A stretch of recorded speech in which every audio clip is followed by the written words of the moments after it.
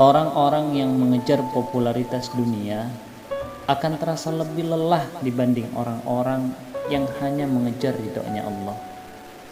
Karena kata para ulama, mereka itu seperti mengejar bayangan mereka sendiri. Semakin dia kejar, maka bayangan itu semakin menjauh. Berbeda dengan orang-orang yang hanya mengejar ridhonya Allah. Semakin ia menjauh dari bayangan itu, maka bayangan itu semakin mendekatinya. Oleh sebab itu, hari ini mumpung Allah masih hidupkan kita, mumpung Allah masih sayang kepada kita, Allah masih titipkan rahmat kehidupan kepada kita di awal tahun ini, maka mari kita jadikan sebagai ajang untuk bermuhasabah, untuk merenung sejenak, untuk betul-betul menyadari bahwa kita hidup di dunia ini adalah perjalanan. Kita hidup di dunia ini hanya sekedar singgah.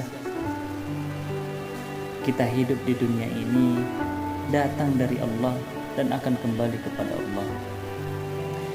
Maka mari kita merenung sejenak, seberapa sering kita mengingat dosa. Seberapa sering air mata ini menangis karena takut dengan neraka Allah.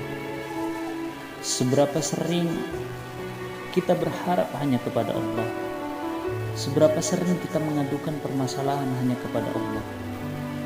Apakah jalan yang kita tempuh selama setahun ini sudah sesuai dengan ridho Allah? Atau jangan-jangan hidup ini sudah begitu banyak kita sia-siakan mengejar popularitas dunia yang tidak pernah ada habis-habisnya. Begitu mengejar sesuatu yang sebenarnya sudah dijamin untuk kita. Tinggal bagaimana kita mau bergerak. Malah sebaliknya kita lupa memperjuangkan sesuatu yang belum nyata kita dapatkan. Semakin lama, umur pun semakin bertambah. Itu artinya kesempatan hidup pun semakin berkurang.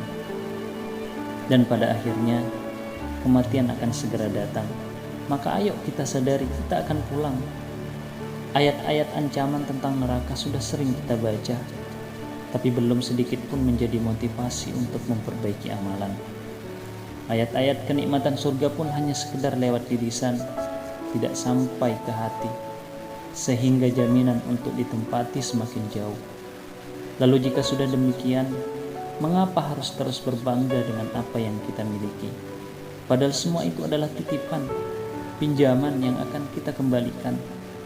Amal yang katanya menjadi andalan, padahal tanpa sadar sudah hilang karena hanya ingin mendapatkan pujian. Tanpa sengaja kita menyeret diri kita untuk menjadi apa yang dikatakan baik menurut orang. Kita sudah lupa bagaimana cara menjadi baik di hadapan Allah. Maka, kata para ulama, jika engkau ingin mengetahui posisimu di sisi Allah, maka coba periksa bagaimana posisi Allah di dalam hatimu. Kalimatnya mungkin sederhana, tapi mampu menghujam ke dalam hati, menjadi senjata muhasabah, senjata introspeksi diri, bahwa ternyata kita lebih banyak memposisikan dunia di dalam hati ketimbang Allah sang pemilik hati. Maka jangan salah, setiap usaha yang kita kerjakan mati-matian pada akhirnya dicerai-beraikan oleh Allah.